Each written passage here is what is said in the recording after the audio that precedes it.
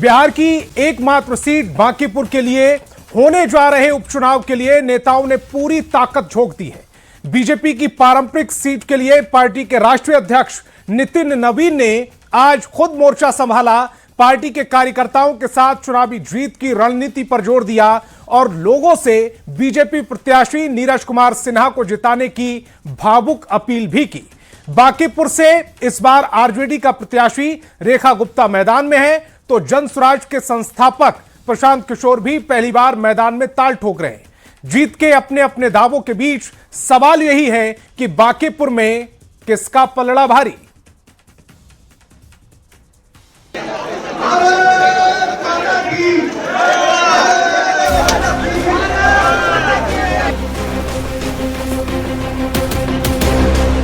बांकीपुर विधानसभा उपचुनाव के लिए नामांकन का दौर खत्म होने के बाद अब सियासी दलों ने पूरी ताकत झोंक दी है। बीजेपी की परंपरागत सीट रही बांकीपुर के प्रत्याशी नीरज कुमार सिन्हा की जीत सुनिश्चित करने के लिए पार्टी के राष्ट्रीय अध्यक्ष नितिन नवीन ने विधानसभा क्षेत्र में रणनीति पर कार्यकर्ताओं के साथ बैठक की। चुनावी तैयारियों की समीक्षा की। बैठक के बाद प्रेस कॉन्फ्रेंस करते हुए नितिन नवीन ने बांकीपुर की जनता से पार्टी प्रत्याशी नीरज कुमार सिन्हा को जिताने की भावुक अपील भी की। मेरा क्षेत्र रहा है, तो क्षेत्र की जनता की अपेक्षा थी कि नितिन नवीन उनके सामने नजर आए। ये बड़ी खुशी है कि भारतीय जनता पार्टी का नेतृत्व ने एक मंडल अध्यक्ष जैसे कार्यकर्ता को मौका दिया है बांकीपुर के जनता के सेवा के लिए। और मैं यही कहूँगा बांकीपुर की जनता के लोगों से कि आपने मुझे एक अपने अनुज के रूप में, भाई के रूप में जो आशीर्वाद दिया है, मेरा छोटा भाई नीरज सिन्हा भी उसी विश्वास और आशीर्वाद के साथ काम करेगा। चुनौती क्या रहेगा?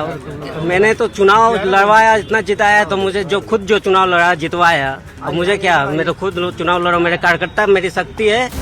तो वहीं केंद्रीय कपड़ा मंत्री गिरिराज सिंह ने दावा किया है कि बांकीपुर की जनता बीजेपी को ही वोट करने जा रही है। आरजेडी पर नकारात्मक राजनीति करने का आरोप लगाते हुए गिरिराज ने प्रशांत किशोर पर भी निशाना साधा और कहा कि विधानसभा चुनाव में जो व्यक्ति एक भी सीट पर जमानत नहीं बचा सका, वो अब खुद चुनाव मैदान में खड़ा है, तो क्या प्रशांत किशोर वोट खरीदने आए हैं? आरजेडी राजनीति से ही लगता है खत्म हो गया। मतदाता भारतीय जनता पार्टी को ही जिताएगी। पूरी चुनाव जो व्यक्ति हार गया, जमानत जब्त हो गया और वो अपने उम्मीदवारी में खड़ा हो, वोट को खरीदने आए हैं। वोट मतदाता बिकने वाला है क्या? बांकीपुर सीट पर पिछले 30 साल से बीजेपी का कब्जा रहा है। 2005 से बांकीपुर सीट से नितिन नवीन लगातार चुनाव जीतते रहे, लेकिन इसी साल बीजेपी के राष्ट्रीय अध्यक्ष चुने जाने और फिर राज्यसभा के सांसद बनने के बाद बांकीपुर विधानसभा की सीट खाली हो गई थी। अब इस सीट पर 30 जुलाई को उपचुनाव की वोटिंग होगी और 3 अगस्त को नतीजे आएंगे। वैसे मैदान में आरजेडी उम्मीदवार रेखा गुप्ता के साथ ही जनसुराज के संस्थापक प्रशांत किशोर भी खुद चुनावी ताल ठोक रहे हैं। ऐसे में इस एकमात्र सीट पर हो रहे उपचुनाव में एक ही सवाल हर किसी की जुबान पर है, वो ये कि बांकीपुर में किसका पलड़ा भारी। दिल्ली संवाददाता अमितेश सिंह के साथ पटना से शैलेंद्र कुमार की रिपोर्ट, न्यूज़ 18। तो नितिन नवीन पटना में, और नितिन नवीन का पटना में होना बीजेपी के लिए रणनीति का बनना माना जा रहा है। तो पटना से इसी को लेकर एक बड़ी खबर मिल रही है। नितिन नवीन के आवास पर एनडीए की बड़ी बैठक जारी है। बांकीपुर उपचुनाव की रणनीति पर मंथन चल रहा है। चुनाव की तैयारियों को लेकर यह बड़ी बैठक, उपचुनाव की रणनीति पर फिलहाल चर्चा हो रही है और एनडीए के नेताओं के साथ चर्चा हो रही है। बीजेपी के नेताओं के साथ ये चर्चा हो चुकी है और अब जो खबर आ रही है कि पटना में नितिन नवीन के आवास पर एनडीए की बैठक जारी है। बांकीपुर उपचुनाव की रणनीति पर फिलहाल मंथन चल रहा है। चुनाव की तैयारियों को लेकर यह बैठक हो रही है।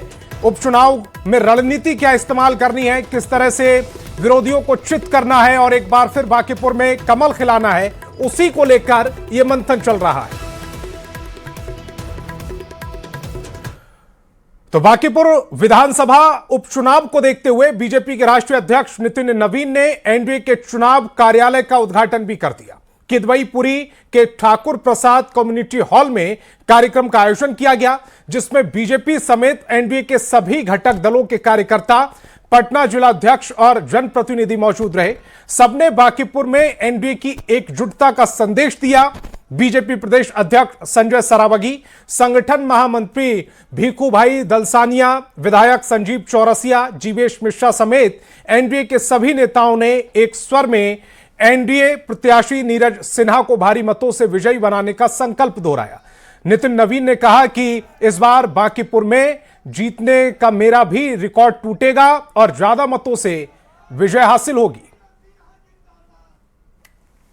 कार्यालय का उद्घाटन हो रहा है और पूरे विधानसभा में हर मंडल में, हर शक्ति केंद्र में पार्टी के अपने कार्यालय और होने का प्रक्रिया आगे बढ़ रहा है। और हम पूरी तरह से हैं जिस प्रकार से बांकीपुर के लोगों ने, बांकीपुर की जनता ने मुझे अपना आशीर्वाद लगातार दिया है। और मैं कह सकता हूँ, लोग कहते हैं कि इस परिवार के साथ और पार्टी के साथ बांकीपुर की जनता का संबंध बहुत पारिवारिक संबंध है। तो मैं मानता हूँ कि बांकीपुर की जनता मेरा परिवार है और पूरी जनता के साथ मेरा पारिवारिक संबंध है। और यही कारण है कि पिछले 90 वर्षों तक हम बांकीपुर के सुख दुख के साथ, लोगों के साथ हम लोग खड़े रहे हैं। भाजपा का कार्यकर्ता सेवक बनकर खड़ा रहा है, इसलिए भाजपा का परिवार पूरा बांकीपुर परिवार है। और बिहार सरकार के मंत्री दिलीप जायसवाल ने कहा कि बांकीपुर की जनता का आशीर्वाद हमेशा बना रहा है, इस बार भी मिलेगा। बांकीपुर क्षेत्र के लिए राष्ट्रीय अध्यक्ष नितिन नवीन ने कई विकास के कार्य भी किए हैं। लिए तैयार है जिताने के लिए। भारतीय जनता पार्टी के उम्मीदवार भारी बहुमत से जीतेंगे।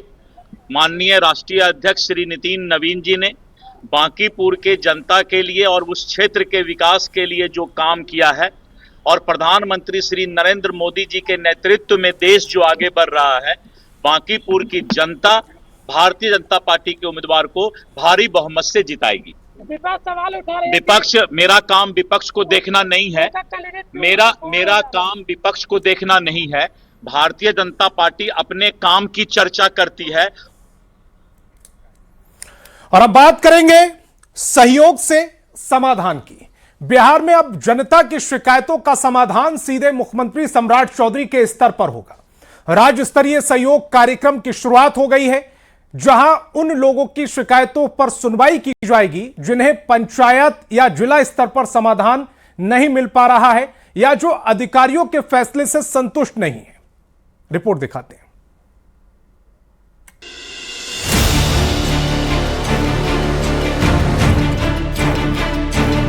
संवाद भवन में मुख्यमंत्री सम्राट चौधरी ने राज्य स्तरीय सहयोग कार्यक्रम का शुभारंभ कर दिया।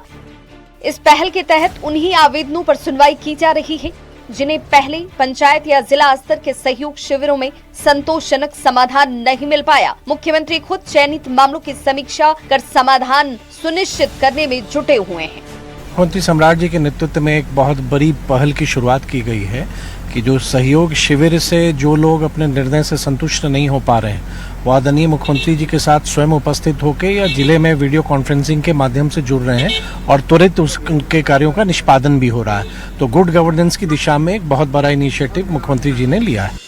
मुख्यमंत्री की इस पहल की सभी ने सराहना की है। कार्यक्रम हर महीने के दूसरे मंगलवार को आयोजित किया जाएगा। पहले दिन बड़ी संख्या में विभिन्न जिलों से लोग अपनी शिकायत को लेकर पहुंचे भी। ज्यादातर मामले जमीन विवाद, अधिकारियों के फैसलों से असंतोष और स्थानीय स्तर पर दबंगई से जुड़े नजर आए।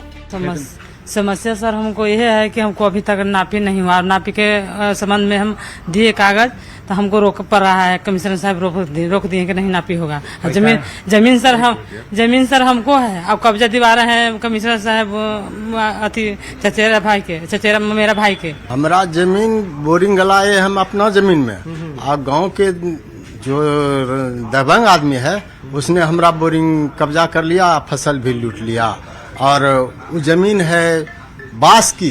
19 मई से पूरे बिहार में पंचायत स्तर पर सहयोग शिविर चलाए जा रहे हैं। अब तक करीब 5.5 लाख आवेदन प्राप्त हो चुके हैं, जिनमें अधिकांश मामलों का निपटारा भी किया जा चुका है। अब जटिल और लंबित मामलों को राज्य स्तर पर सुना जा रहा है। सम्राट कैबिनेट के मंत्रियों ने मुख्यमंत्री की इस पहल की सराहना करते हुए कहा कि अब जनता की समस्याओं का समाधान सर्वोच्च स्तर पर किया जा रहा है। उनका कहना है कि इससे लोगों का भरोसा और प्रशासनिक जवाबदेही दोनों ही मजबूत होंगे। सहयोग शिविर का आयोजन किया, शुरुआत की। हमारी सरकार सुशासन न्याय के साथ विकास के बुनियाद पर टिकी है। इसी दिशा में उठाया गया एक कदम है और जनता से अनुरोध करता हूं कि इस कार्यक्रम का, इस पहल का फायदा उठाएं। सरकार का दावा है कि राज्य स्तरीय सहयोग कार्यक्रम से लंबित शिकायतों का तेजी से निपटारा होगा और आम लोगों को न्याय दिलाने की प्रक्रिया और ज्यादा प्रभावी बनेगी। न्यूज़ 18 के लिए पटना से आनंद अमृतराज की रिपोर्ट। और पटना से बड़ी खबर मिल रही है और खबर है बंटी के गुनहगारों से जुड़ी हुई। बंटी हत्याकांड में बड़ा एक्शन हुआ है। पुलिस ने 5 लोगों को गिरफ्तार किया है। सेक्स रैकेट का विरोध करने पर यह हत्या की गई थी। किडनैप करने के बाद हत्या हुई। कई दिनों के बाद बंटी का शव मिला।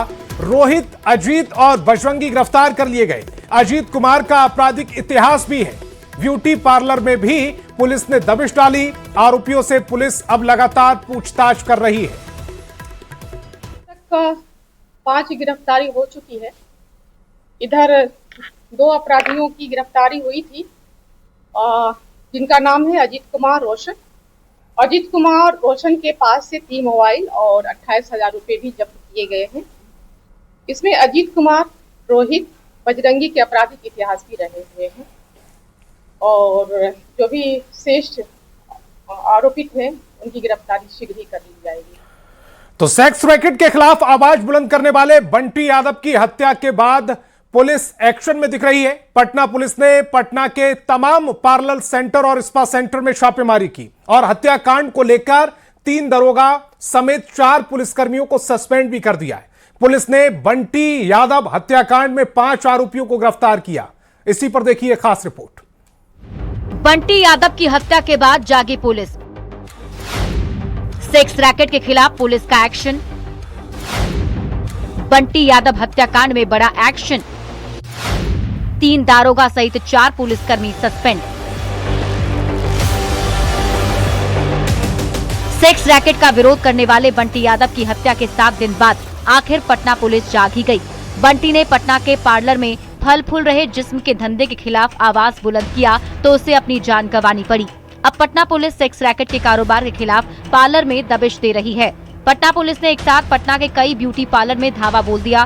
पटना सेंट्रल एसपी ममता कल्याणी और AHTU यानी एंटी ह्यूमन ट्रैफिकिंग यूनिट ने एक साथ छापेमारी की और संदिग्ध गतिविधियों की जानकारी जुटाई। पार्लर और स्पा सेंटर की आड़ में देह व्यापार का धंधा करने वालों के खिलाफ विशेष छापेमारी अभियान चलाया। छापेमारी के दौरान पुलिस ने 2 शख्स को हिरासत में लिया है। सेक्स रैकेट का विरोध करने पर ही बंटी यादव को अपराधियों ने मौत की नींद सुला दी थी। बंटी यादव हत्याकांड मामले में पुलिस ने बड़ा एक्शन लिया। पुलिस ने 3 दारोगा सहित 4 पुलिसकर्मियों को सस्पेंड कर दिया है। सेंट्रल एसपी ममता कल्याणी ने विभागीय जांच के आधार पर ASI Praveen Kumar Pankaj, ASI Awadhesh Kumar, ASI वीर बहादुर सिंह और गृह रक्षक सुदर्शन प्रसाद को तत्काल प्रभाव से सस्पेंड किया है। जांच में सामने आया कि अपहरण के समय ये पुलिसकर्मी घटनास्थल के बेहद करीब मौजूद थे, लेकिन समय पर कार्रवाई नहीं कर सके। सभी को 3 दिन के अंदर स्पष्टीकरण देने का निर्देश दिया गया है। दिनांक 6/7/26 को बंटी का अपहरण हो गया था पटना स्टेशन से। उस मामले में 4 पुलिस पदाधिकारी कर्मियों का सस्पेंशन का आदेश हुआ है।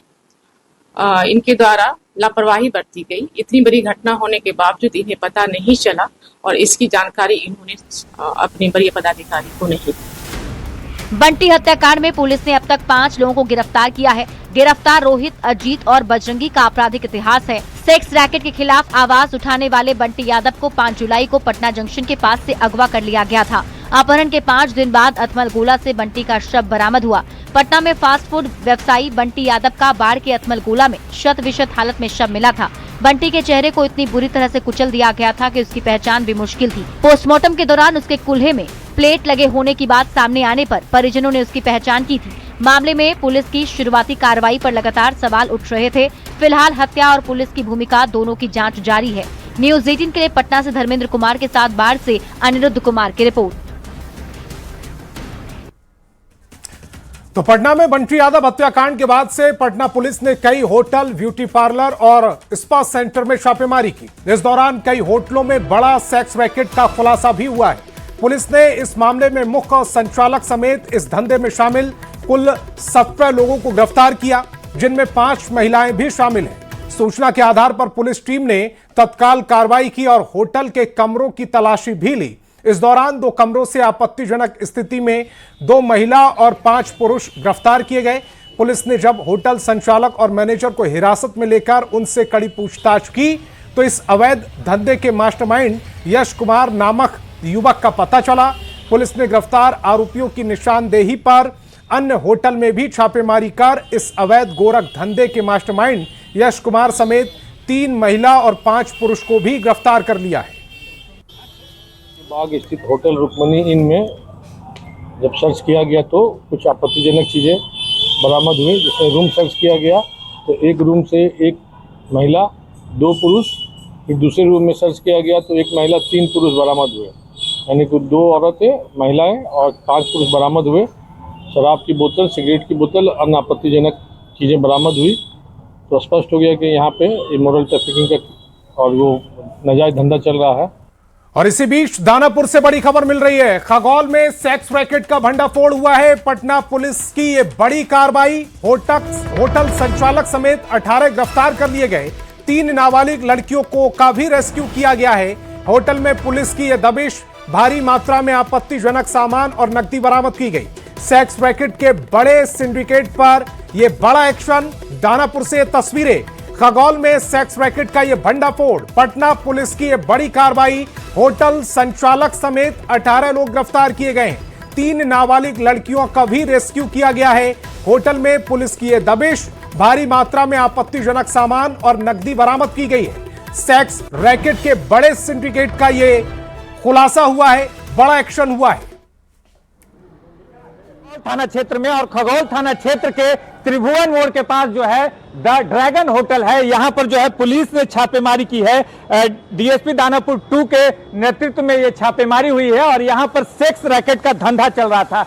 ये देख सकते हैं तस्वीर में, ये सेक्स रैकेट के धंधे में पकड़े गए हैं होटल संचालक 2 हैं और उसके बाद 8 जो है लोग हैं और उसके बाद 3 नाबालिग लड़कियों को भी रेस्क्यू किया गया है। साथ ही जो है जो 4 महिलाएं थी उन्हें भी जो है यहाँ सेक्स रैकेट के धंधे में कोलकाता से लाया गया था, उन्हें भी गिरफ्तार किया गया है। पुलिस फिलहाल जो है इस मामले में आगे की कार्रवाई करेगी और इस मामले में आप तस्वीरों में देख सकते हैं जो पकड़े गए लोग हैं उन्हें पुलिस ले जा रही है और आगे की कार्रवाई करेगी। ये सभी लोग जो है यहाँ देह व्यापार के धंधे में लिप्त थे और द ड्रैगन होटल में ये देह व्यापार का धंधा चल रहा था।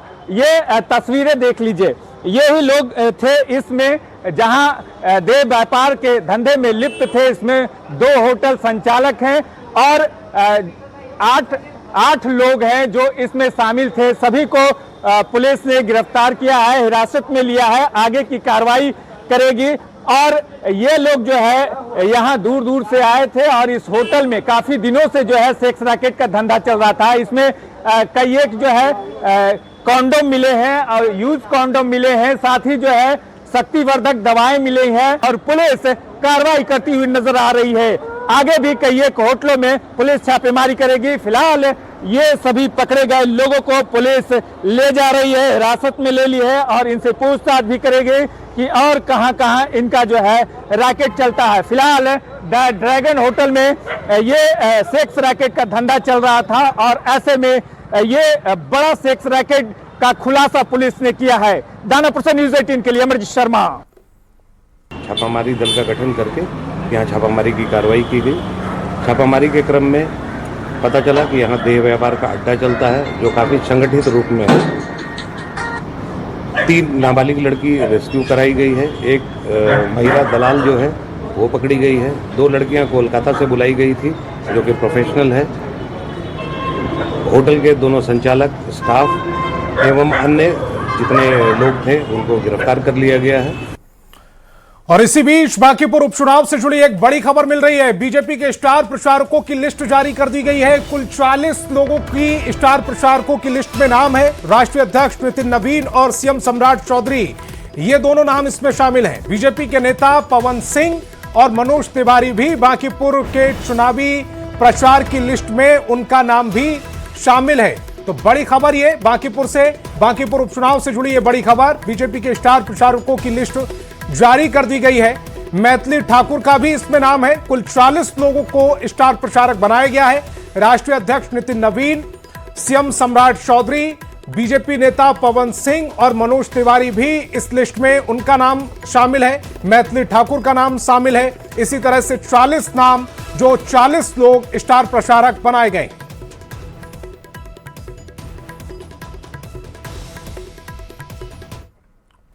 और पटना से एक और बड़ी खबर मिल रही है। अब 2 चरणों में वीपीएससी की परीक्षा हो सकती है।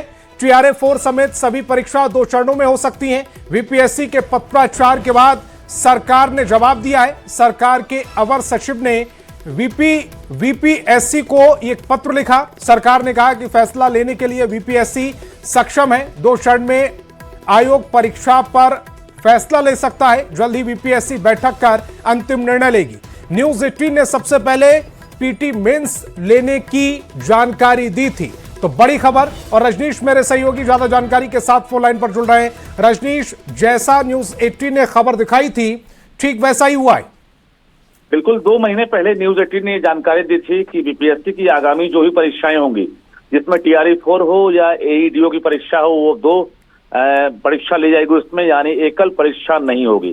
जिसमें हमारी खबर पर मोहर लगी है। और बीपीएससी ने जो पत्राचार किया था सामान्य प्रशासन विभाग को, अब सरकार के सचिव ने बीपीएससी को पत्र लिखा है, जिसमें साफ कहा है कि बीपीएससी रूल ऑफ प्रोसीजर 1976, ये जो एक तरह से रूल है, उसके तहत बीपीएससी को सक्षम प्राधिकार है। और ये अधिकार उनको है कि वो जो है किसी भी प्रक्रिया में बदलाव कर सकते हैं और नियम में संशोधन कर सकते हैं। इसी के तहत बीपीएससी अब जो है जो भी परीक्षा होगी उसमें अब एक तरह से पीटी और मेंस लेने की तैयारी कर रहा है। और निश्चित रूप से कहा जा रहा है कि अगस्त महीने में ये बदलाव देखने को मिलेगा, जब TRA-4 हो, AEDO हो या आगामी जो भी परीक्षा होगी वो एकल परीक्षा अब नहीं होगी। इसके बदले अब पीटी और मेंस के लिए अभ्यर्थियों को, परीक्षार्थियों को तैयार रहना होगा।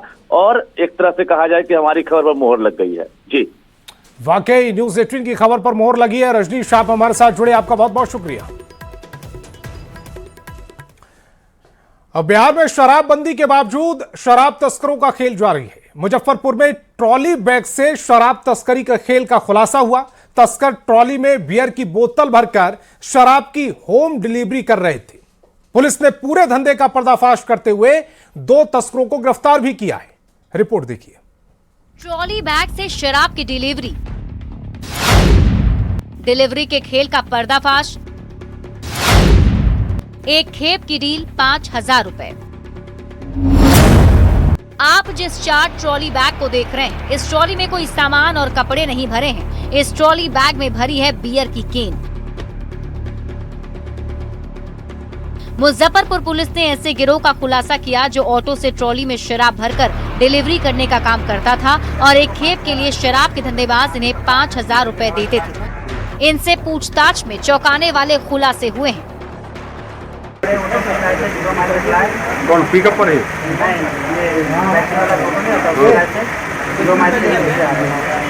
कौन बोला था तुमको लाने के लिए? माल तुम्हारा है? किसका है? पैसा मिलता है हम लोग को 5,000। आगे ले जाकर छोड़ देते हैं। यहाँ पे पकड़ाए हैं नेताजी के ढाबा के पास में, वहाँ पे बगल में गली है, वहाँ पे उतार देते हैं।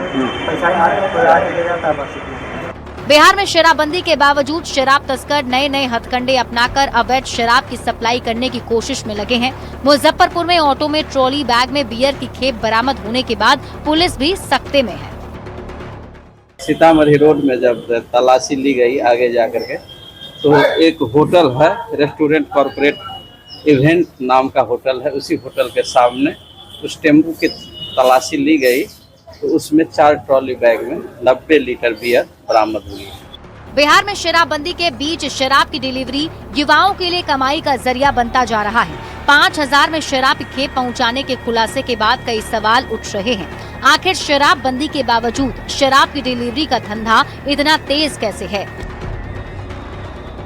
न्यूज 18 के लिए मुजफ्फरपुर से प्रियांक सौरभ की रिपोर्ट। और भोजपुर जिले के बिलौटी गांव में 17 जून को हुए भरत तिवारी एनकाउंटर मामले की न्यायिक जांच जारी है। भरत तिवारी के भाई चंदन तिवारी और ग्रामीण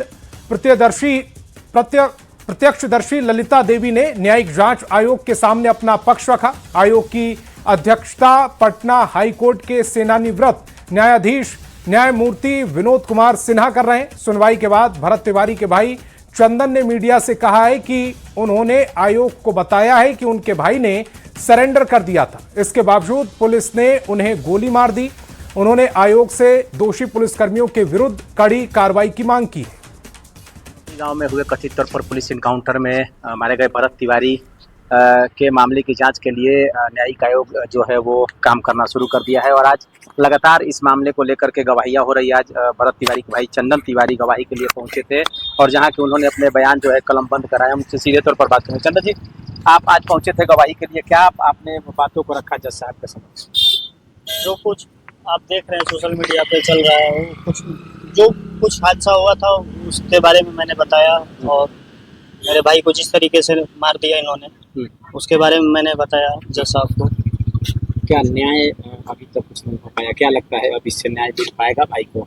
हमें जब तक कोई प्रतिक्रिया नहीं दिखेगी, आगे तरफ से कोई अरेस्टिंग नहीं, कोई कार्रवाई दिख रही है तो हम कैसे भरोसा कर रहे हैं? देखिए गवाह है वो आई है या उनसे भी बातचीत कर। अब रुआ गईनी है जज साहब क्या बात करनी घटना कुछ बताने। अच्छा हाँ, तो वहाँ का जज साहब कहनी है कि वही खातिर करवाई चाहते नहीं कि भरत के न्याय मिले। हाँ, एकदम न्याय मिले वहाँ की, जैसे मरले वाला वही तरह उन लोग का फांसी हो गई। तौर पर उनका कहना है कि उन्होंने अपनी बातों को जज साहब के समक्ष रख दिया है और उन लोगों को उम्मीद है कि भरत तिवारी को जरूर न्याय मिलेगा। उसको लेकर के अभी कई लोगों की गवाही बाकी है। तो अब देखने वाली बात ये होगी कि न्यायिक जांच की प्रक्रिया जो है कब तक इस पूरे प्रकरण को समाप्त कर पाता है। Chandan Kumar, news 18 Bhojpur. Iran, Israel और अमेरिका के बीच चल रहे युद्ध में मिसाइल हमले में बिहार के लाल की मौत हो गई। स्ट्रेट ऑफ हार्मोज में दुबई की शिप पर तैनात थे। हवाई हमले में गोपालगंज के इंजीनियर सोनू गुप्ता की मौत हो गई है। सऊदी अरब के निकट हार्मोज स्ट्रेट से पार कर रही दुबई की समुद्री जहाज पर मिसाइल हमला हुआ, जिसमें शिप पर तैनात इंजीनियर सोनू गुप्ता की मौत हो गई। सोनू थावे बाजार के रहने वाले थे। वे 4 साल से दुबई के बलवायाहा एडन शिप कंपनी पर काम कर रहे थे। 20 दिन पहले छुट्टी बिताकर काम पर लौटे थे। घटना की खबर मिलते ही परिवार में कोहराम मच गया। तो ईरान, इजराइल और अमेरिका के बीच में युद्ध चल रहा है और उसी युद्ध में बिहार के लाल की मौत हुई है। स्ट्रेट ऑफ हार्मोज में दुबई के शिप पर वो तैनात थे। हवाई हमले में गोपालगंज के इंजीनियर सोनू गुप्ता की मौत की खबर मिल रही है। सऊदी अरब के निकट हार्मोज स्ट्रेट पर पार करने के दौरान दुबई की समुद्री जहाज पर मिसाइल से हमला हुआ, जिसमें इंजीनियर सोनू गुप्ता की मौत हो गई।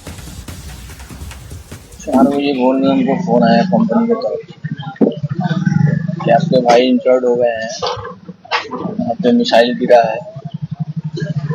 उसके बाद से 1 घंटे बाद फिर फोन आया कि आपके भाई डेथ कर गए। कहाँ पे रहते थे? उनका शिप गया हुआ था सऊदी अरब, नौक कंपनी में काम करते थे।